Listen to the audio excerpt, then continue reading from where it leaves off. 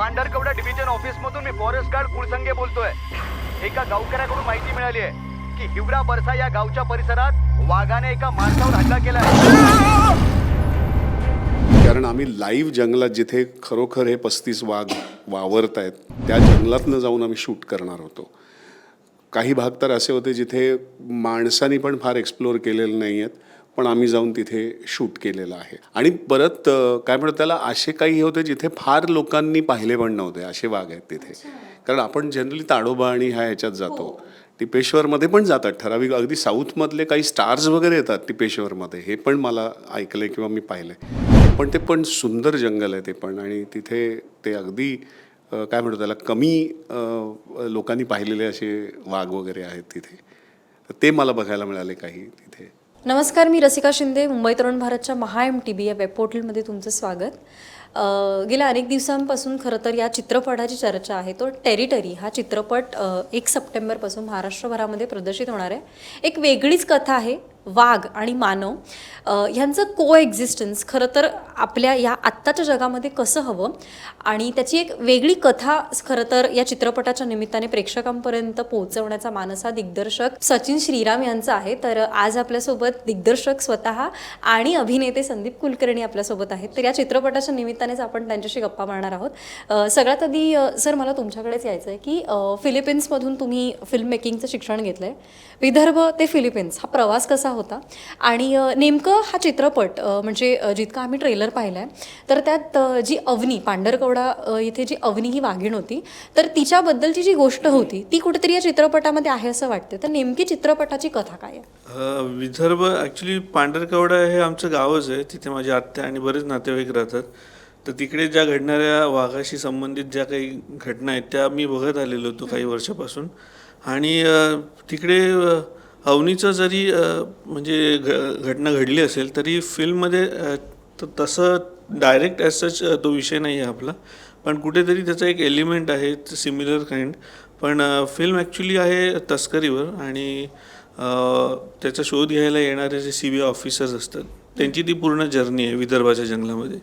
आणि फिलिपिन्स आणि विदर्भ एक कम्प्लीट वेगळे, म्हणजे त्यांचं कल्चर आणि आपलं कल्चर काही साम्य नाही आहे, त्यामुळे तो कल्चरल शॉक पण लागला आहे. पण हां, तर हा जो विषय तो माझ्या मनाजवळचा होता, आणि जंगल आणि हे सगळं विश्व मला नेहमी ते पडद्यावर मांडायचं होतं, तर त्यामुळे मी हा प्रयत्न केला आहे. तुम्ही आत्ताच उल्लेख केला की त्या CBI ऑफिसरची ही पण एक कथा आहे त्यांचं. तर सर, तुम्ही या चित्रपटामध्ये CBI ऑफिसरची भूमिका साकारताय. आत्तापर्यंत प्रचंड वेगवेगळ्या भूमिका साकारल्यात आणि आता ही वेगळी भूमिका.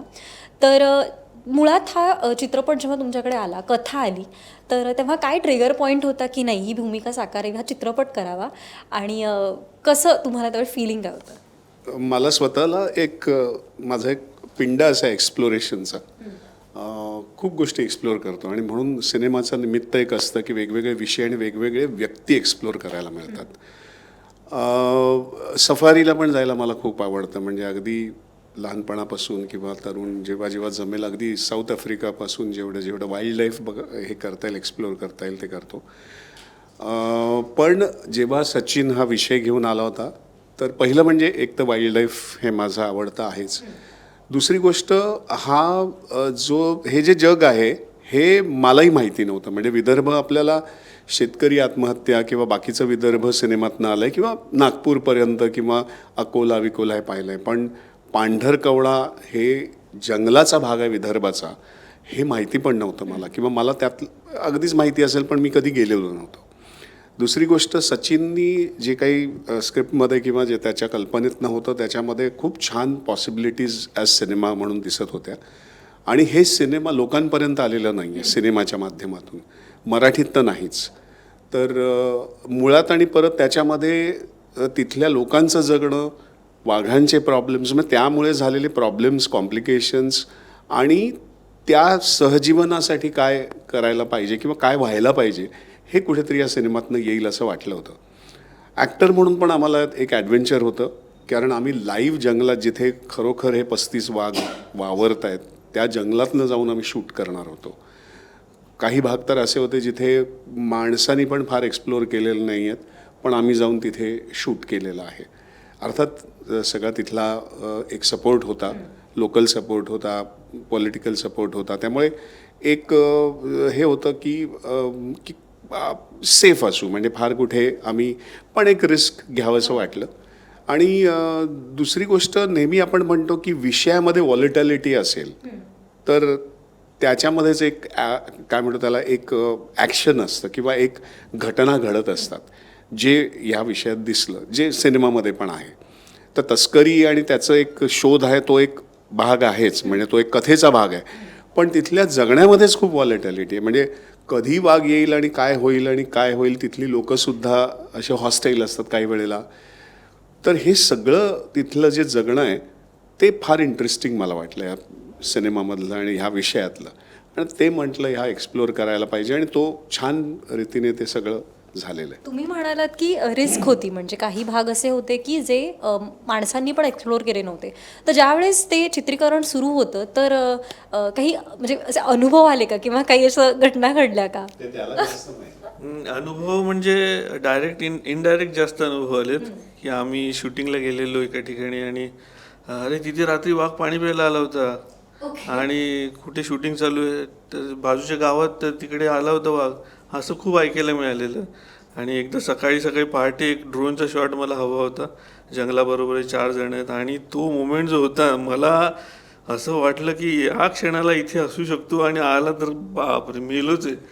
कारण आम्ही गेलो आतमध्ये, धरण होतं तिथे, जंगल होतं आणि कुठे तो असं समोर येतो की का, असं खूप म्हणजे असं वाटलं की आता 99% तरी आहे.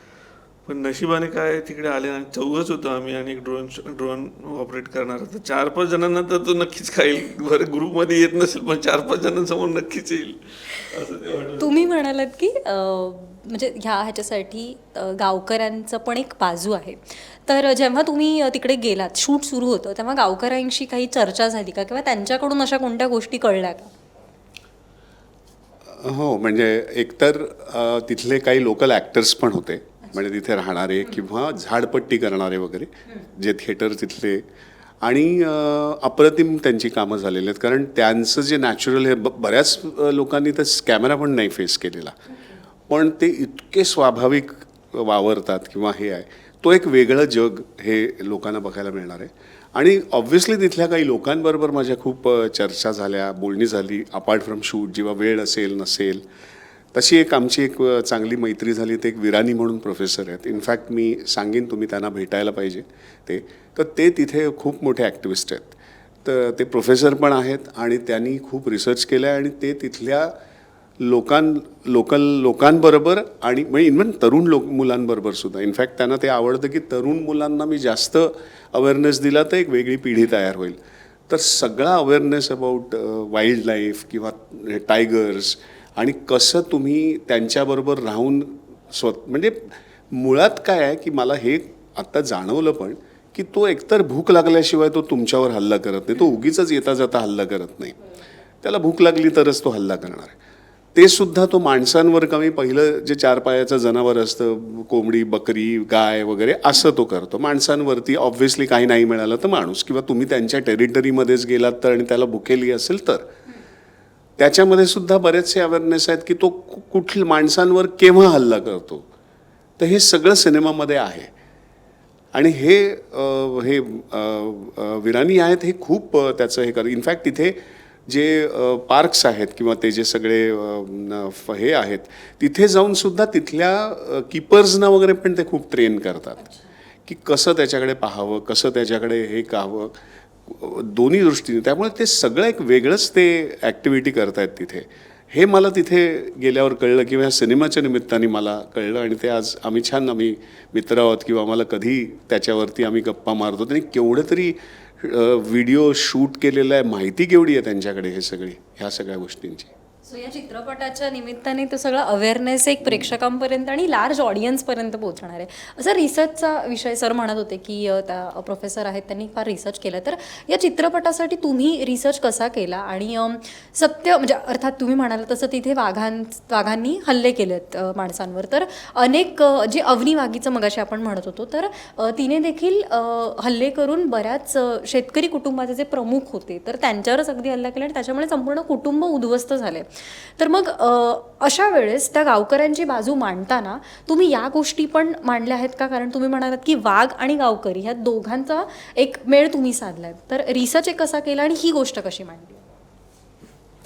रिसर्चसाठी मी एक वाघाची केस होती नागपूरला, तर त्या केसचा मी अभ्यास केलेला, जी CBI ऑफिसरला दिली होती आणि त्यांनी आणि फॉरेस्ट डिपार्टमेंटच्या सहयोगाने ती पूर्ण शोध त्यांनी ऑपरेट केला होता. मग त्याचे काही एलिमेंट्स घेऊन एक काल्पनिक कथा मांडायचा प्रयत्न केला, पण रिअल इव्हेंट्सवर, सगळे रिअल इव्हेंट्सच. आणि ही बाजू झाली CBIची, पण गावकऱ्यांची बाजू म्हणा, जसे विराणी सर आहेत तिकडे, त्यांच्याकडनं मला तिकडची बाजू कळली की त्यांचं काय प्रॉब्लेम्स आहेत, गावकऱ्यांचे कसे प्रॉब्लेम्स आहेत. आणि तिकडे मी 1 महिना राहिलो गावात, जरी मी म्हणजे माझा जन्म तिकडचा, पण लहानपणापासून मी मुंबईलाच वाढलो आहे.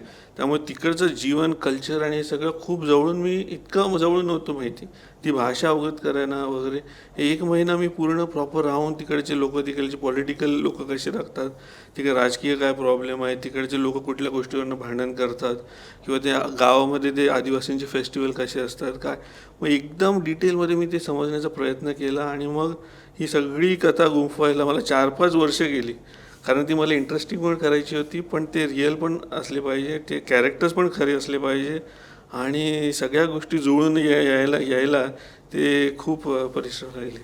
तुम्ही म्हणाले की कॅरेक्टर्स पण जुळून आले पाहिजे, तर कास्टिंग कसं झालं? म्हणजे कास्टिंग 2 कॅरेक्टर म्हणजे किशोर सर आणि संदीप करेंचं कास्टिंग कसं झाले, त्यांनी हो बोलणं हे माझ्यासाठी मोठी गोष्ट होती. कारण की CBI ऑफिसर म्हणजे आपल्याला कसं ते हे पूर्ण फिल्म रिअलिस्टिक बेस आहे त्याचा, आणि त्याचे ॲक्टर्स पण खरेच वाटले पाहिजे. आणि संदीप सरांनी जे श्वासमध्ये जे डॉक्टर केले ना, मला असं वाटलं की यांनीच करावं ते कॅरेक्टर. आणि किशोर सरांचा जो एक रुरल लुक आहे, एक शरीरयष्टी, आणि त्या कॅरेक्टर ते कॉमेडीचा टच आहे, तो तेवढं फ्लेक्झिबल कॅरेक्टर करणारे ॲक्टर्स खूप कमी आपल्याकडे. आणि किशोर सरांना बघूनच ॲक्च्युली ते कॅरेक्टर मी डिझाईन करत होतो. तर त्यांनी हो बोलणं हे पण माझ्यासाठी खूप मोठी गोष्ट होती, आणि यांच्याकडनं एकदा होकार मिळाला होता. नंतर मग मी गावी अमरावती, चंद्रपूर, नागपूर, यवतमाळ जिल्हा, इकडे सगळीकडे जाऊन ऑडिशन्स घेतले, कारण तिकडची भाषा बोलणारे लोक हवे होते, ॲक्टर्स हवे होते. आणि आश्चर्याची गोष्ट अशी की इतके चांगले ॲक्टर्स मिळाले ना, मला अजिबात कल्पना नव्हती. मला वाटलं किती काम करावं लागेल काय माहिती, पण इतके चांगले ॲक्टर्स मिळाले. तिकडची झाडीपट्टीमध्ये काम करणारे ॲक्टर्स होते, काही थिएटर करणारे ॲक्टर अमरावतीला, आणि अमरावतीमध्ये खूप थिएटरचं हे एकांकिका स्पर्धा खूप भरतात, तर तिकडे इतके चांगले ॲक्टर्स मिळाले. सगळे मला म्हणजे काय बोलतो, जेम बोलतो नाही, हिऱ्यासारखे मिळाले. आणि फिल्ममध्ये बघाल तर तुम्हाला वाटेल की सगळं गावच तसं उभं झालेलं आहे. सर तुम्ही तर सरांनी झाडीपट्टीचा विषय काढला, तर आत्ताच्या पिढीला कदाचित झाडीपट्टी थिएटर काय असतं किंवा ते कसं चालतं हे माहीत नाही आहे, तर त्याबद्दल थोडंसं जरा सांगाल का? सो झाडीपट्टी हा एक फॉर्म आहे जो महाराष्ट्रामधला आहे. तसे वेगवेगळे फॉर्म्स वेगवेगळ्या स्टेटमध्ये पण आहेत. म्हणजे रतन थय्याम नावाचे जे मोठे डायरेक्टर आहेत, जे तुम्हाला कधी असे बघायलाच मिळत नाहीत, पण जेव्हा ते मणिपूर आणि तिकडे जेव्हा काम करतात तेव्हा तिथे ते उरलेला वेळ वर्षभर 4 महिने थिएटर करतात, उरलेला भर किंवा 5 महिने शेती करतात, जेव्हा शेतीचा सीझन येतो, आणि मग थिएटर करतात ते. त्यामुळे त्यांना काय म्हणतो त्याला, त्यांचं उदरनिर्वाहाचं पण हे होतं, आणि त्यांचं पॅशन पण. आणि त्यामुळे ते जेव्हा ते सगळी लोक एकत्र त्यांना मिळतात, तेव्हा ते जे थिएटर करतात ते इतकं मॅग्निफिशंट असं, इतकं ते व्हिज्युअली स्ट्रॉंग असतं, कारण एवढे वर्ष ते म्हणजे श्वासच, त्यांची मुलं पण तिथे वाढतात थिएटरमध्ये.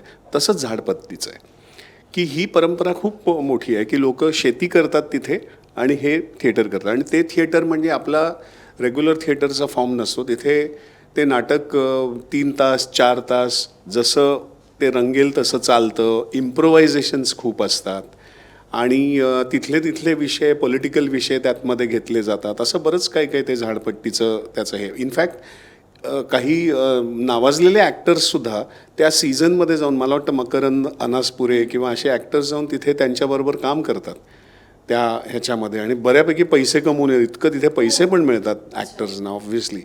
तर त्यामुळे इनफॅक्ट आमच्या फिल्ममध्ये असं होतं की मी आणि किशोर सोडलं ते इनफॅक्ट त्यांच्याच तारखा सांभाळायला हे झालं, कारण ते एकदा निघून गेले का परत 5 महिने मिळणार नव्हते.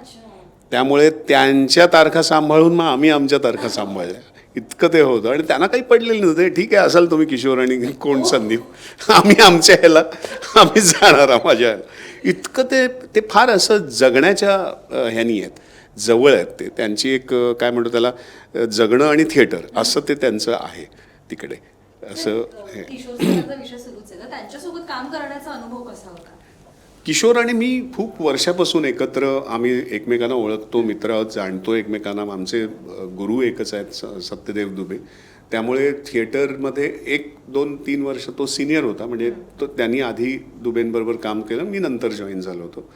त्यामुळे एका अर्थाने किशोरलाचं काम बघता बघता सुद्धा मी खूप शिकलो आहे किंवा नंतर कदाचित तो पण काय म्हणतो त्याला, आम्ही एकमेकांना खूप चांगले ओळखतो ॲज अ पर्सन म्हणून सुद्धा.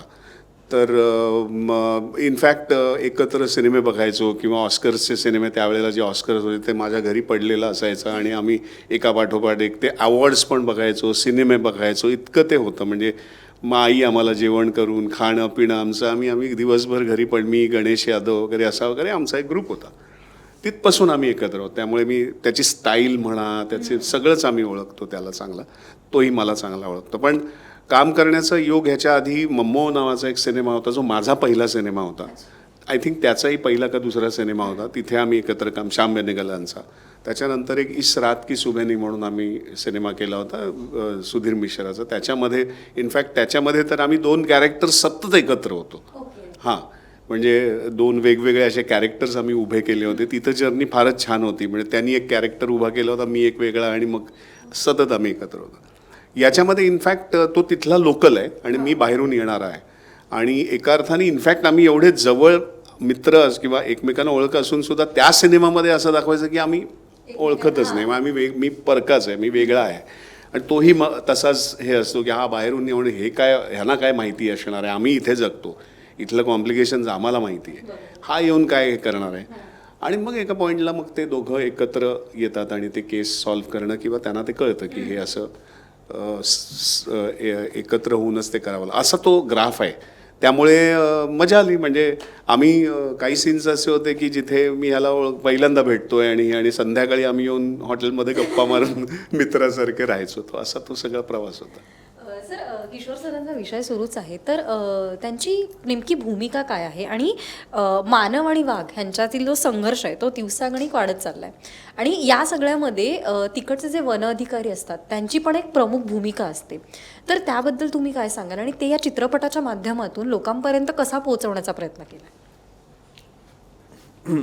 ॲक्च्युली किशोर कदम सर या फिल्ममध्ये फॉरेस्ट दरोगा दाखवले आपण, आणि इन रिअल लाईफमध्ये पण फॉरेस्ट, म्हणजे गावकऱ्यांचं म्हणणं आहे की वाघ फॉरेस्टवाल्यांचा आहे.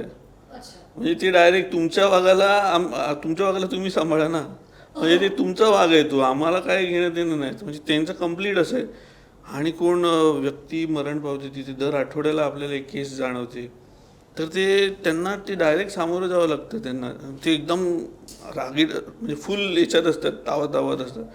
म्हणजे माझ्यासमोर एका बैलाने जेव्हा प्राण दिले होते, वाघाने त्याच्यावर हल्ला केलेला, तर तो माणसं जीव असा एकदम हे झालेला की तो भांडत होता फॉरेस्ट गार्डशी की हे काय तुमच्या वाघाने केलं हे सगळं. आणि तेव्हा मला असं वाटलं बापरे. आणि म्हणजे हेच कॅरेक्टर ते किशोर सरांचं मी हे केलं आहे, लिहिलं आहे की तो आणि गावकरी, म्हणजे तो काय बोलता येईल त्याला, की त्याला तिकडची सगळी पॉलिटिक्स आणि तिकडचं सगळं माहिती आहे. आणि ते कॅरेक्टर म्हणजे खूप वाघाशी प्रेम आहे त्या कॅरेक्टरला. म्हणजे ते प्रेम कसं दाखवायचं हे मला खूप होतं की लिहिण्यात कसं दाखवता येईल. तर ते मी काय केलं की वाघ दिसला की दरोगा असं करेल, त्याच्याने त्याला ते दिव्यत्व आपल्याला ॲक्शनमधनं तरी निदान ते आलं पाहिजे. तर ते त्यांनी इतकं सुंदर केलं ना, ते वाघाला बघितल्यावरती जे असे करायचे, मला अगोदर वाटायचं की हे करतील की नाही, इतकं दिव्यत्व त्या डोळ्यात येईल की नाही. रिअल वाघांसोबत एकूण शूट कसं झालं, म्हणजे वाघाचं ते कसं तुम्ही हे केलं? हा, म्हणजे ही गोष्ट तुम्ही फिल्म बघितल्यावर तुम्ही हे करा, डिसाईड करा, कारण की आत्ता आपण सगळ्या गोष्टी नको कळायला. पण ते जे एक्सप्रेशन्स त्यांनी दिले होते ना, ते मला इतके भावले ना, की मला जे वाघाचा दृष्टिकोन द्यायचं होतं त्यांच्या मनामध्ये, ते त्यांच्या नजरेतनं आलेलं. तर ते कॅरेक्टर खूप गमतीशीर पडे फिल्ममध्ये.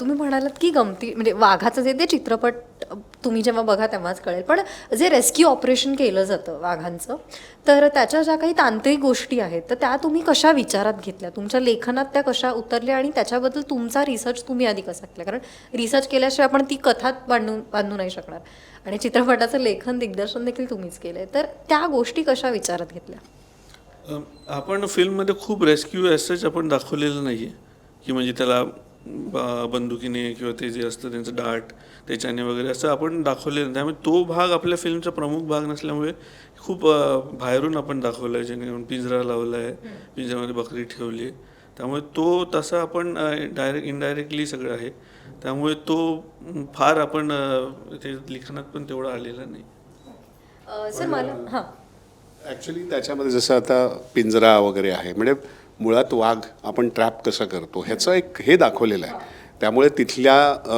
व्यवस्थेचं किंवा तिथल्या ज्या मॉडस ऑपरेंडीचं थोडंसं दाखवलेलं आहे, पण तो मेन भाग नाही. इव्हन तस्करी, आता तस्करी कशी होते कुठे लोकांना माहिती पाहिली पण नाही किंवा फार कमी ऐकलेलं आहे. त्यामुळे तस्करी कशी करतात किंवा कशी केली जाते ह्याचं आपल्याला हे दिसतं की काय होतं. मग त्याचं लिंक्स कसे असतात ह्याचाही उल्लेख किंवा ह्याचंही हे आहे आपल्या ह्याच्यामध्ये. स्मगलिंग ते कसं होतं, तर कुठून येतं, कसे त्याचा एक नेटवर्क कसं असतं, हे सगळं आपल्याला दिसतंय, पण ते सगळं कथेच्या अनुषंगाने. ओके, माझा असा एक प्रश्न होता की या ज्या घटना असतात तर म्हणजे वाघांच्या किंवा त्यांचा हल्ला केल्याच्या, तर कॉन्झर्वेशनच्या दृष्टिकोनातून बघण्यापेक्षा बऱ्याचदा त्याच्याकडे भूतदय आणि प्राणीप्रेम या दृष्टिकोनातून अधिकाधिक बघितलं जातं, तर त्याविषयी तुमच्या दोघांचं पण मत मला ऐकायचं आहे. सो आपण जसं हा म्हणाला किंवा जसं आपण म्हणतो की म्हणजे प्राणी आपण सफारी का बघायला जातो, कारण त्यांचं एक वेगळं जग आहे, त्यांचं एक वेगळं काय म्हणतो त्याला एक म्हणजे मी तर आर्टिस्ट पण आहे, त्यामुळे त्यांचे टेक्स्चर्स, त्यांचे कलर्स, त्यांची स्किन, त्यांचं हे मॅजिक वाटतं काही वेळेला. आणि वाघ तर म्हणजे खरोखरच एक दिव्य आहे, त्याचा रंग, त्याचा डौल, म्हणजे आपण म्हणतो ना बिईंग देअर, म्हणजे काही न करता तुम्हाला असं होतं किंवा तुम्ही मेस्मराइज्ड होता वाघ बघून, सिंह बघून किंवा काही प्राणी बघून. काही प्राण्याबद्दल खूप तुम्हाला गंमत वाटते, त्याच्याशी कम्युनिकेट करावं असं वाटतं, असे ना असे वेगवेगळे तुम्हाला प्राणी बघून होतात. तसं हे एकतर अवेअरनेस असायला पाहिजे. मुळात आपल्या देशामध्ये अजूनही ते यायला पाहिजे की जिथे को एक्झिस्टन्स आणि त्यांचं जगामध्ये कसं कुतूहल निर्माण व्हायला पाहिजे हे अजून व्हायला पाहिजे. पण कॉन्झर्वेशन एवढ्यासाठी आहे की एक तर तस्करी तर आहेच किंवा रागाने मारलं जातं वाघ. आता गावकरी रागाने मारण्याचा प्रयत्न करतात कारण त्यांना ते हे आहे. सो कॉन्झर्वेशनमध्ये म्हणजे नुसतं असं नाही आहे की त्यांना म्हणजे ते इतकं सोपं नाही आहे. मुळात ते इतकं कॉम्प्लिकेटेड आहे की दोन्ही बाजूचा अवेअरनेस यायला पाहिजे. म्हणजे तुम्हाला त्याला वाचवायचं पण आहे आणि त्याच्यापासून जपायचं पण आहे. मग ते कसं जपायचं, काय करायला पाहिजे किंवा काय ना डूज अँड डोंट्स जे असतात ते, असा तो सगळा त्यातला मोठा भाग आहे असं मला या सगळ्यातनं जाणवलं. आणि सिनेमामध्ये बऱ्यापैकी त्याचं इन्क्लुजन पण आहे या काही गोष्टींचं. सर तुमचं मत ऐकायचं आहे, पण त्याला जोडून असं एक मला विचारायचं होतं की तुम्ही मगाशी म्हणालात की गावकऱ्यांचं म्हणणं आहे की तो तुमचा वाघ आहे, म्हणजे वन अधिकारी आणि फॉरेस्टचा तो वाघ आहे. तर मग हा चित्रपट पाहिल्यानंतर तुम्ही दोन्ही बाजू ज्या वेळेस मांडताय, तर कुठेतरी असं वाटतं का तुम्हाला की प्रेक्षकांचा आणि तिकडच्या गावकऱ्यांचा किंवा जंगलाच्या नजीक जी गावं आहेत त्यांचा हा बघण्याचा दृष्टिकोन बदलेल? मी दोन्ही बाजू मांडण्याचा प्रयत्न केला आहे आणि खूप सिन्सिअरली, म्हणजे असं फेवरेटिझम कुठेच नाही आहे, पण एक संवेदनशीलता निर्माण होईल वाघासाठी एवढाच प्रयत्न आहे.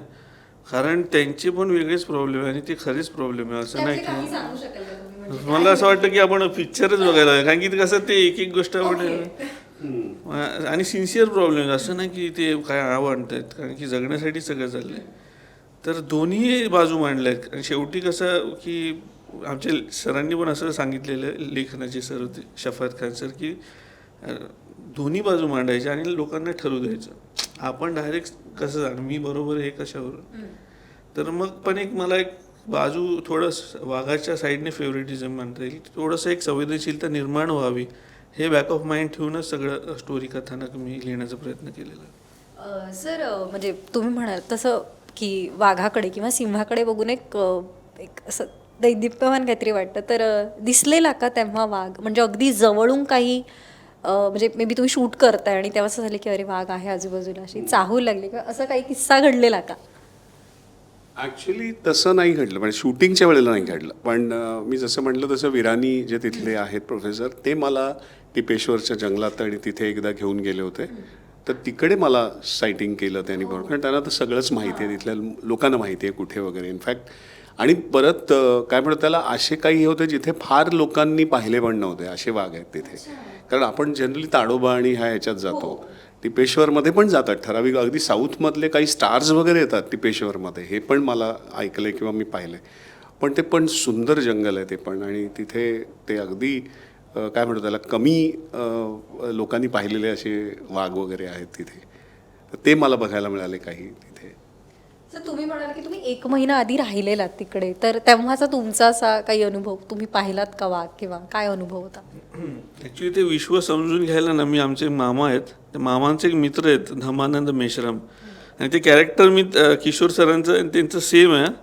तर त्यांच्याबरोबर मी खूप फिरलो बाईकवरती, कसं जगतात त्यांचे फॉरेस्ट ऑफिस, काय दरोगा होते पोस्ट त्यांची, आणि गावागावातनं कसे फिरतात, गावकरी त्यांच्याशी कसे बोलतात, किती रिस्पेक्ट असतो, आणि ते त्यांचं कामकाज. मग ते वाघाने कुठल्या गायीवर हल्ला केला असेल तर ते त्याचं हे करायला जातात, रिपोर्ट करायला जातात. त्यांच्यावर गेलो मी असं चालत चालत इंटिरियरमध्ये. एक गाय ऑलरेडी खाऊन पडली होती, दुसरी गाय आम्ही गेलो आतमध्ये, फुल पोकळ, सगळं खाल्लेलं आतमधलं.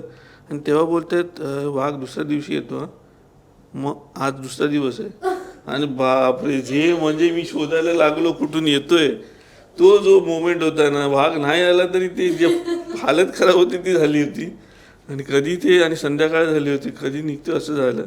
पण तो जो त्यांचा जो जर्नी होती ना, की रात्रीचं जंगलातनं गस्त घालणे किंवा रात्रीचं नदी किनाऱ्यातनं कोण दिसतंय का बघणे, हे सगळं मी फिल्ममध्ये इनपुट करायचा प्रयत्न केला. आणि एकदा मी सकाळी जंगलातनं जात होतो, तेव्हा टिपेश्वर जंगलाला खूप असं हे नव्हतं, की ते जंगलाचं अभयारण्य घोषित नव्हतं. तर आम्ही त्यांच्या गाडीतनं वगैरे गेलो, आणि सकाळ झाली होती, आणि पावलं शोधत शोधत जात होतो आम्ही, की वाघाची पावलं होती इकडे तिकडे. आणि ती जे थ्रिल होतं, ॲडव्हेंचर होतं, ते मला कुठेतरी इनपुट करायचं होतं फिल्ममध्ये.